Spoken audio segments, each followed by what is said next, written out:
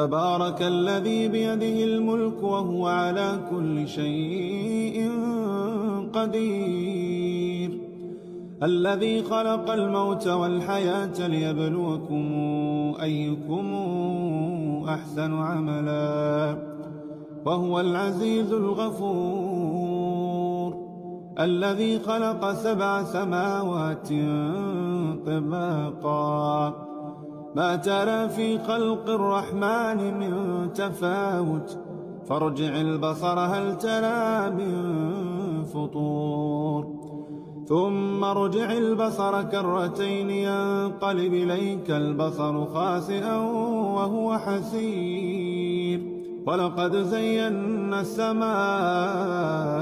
الدنيا بمصابيح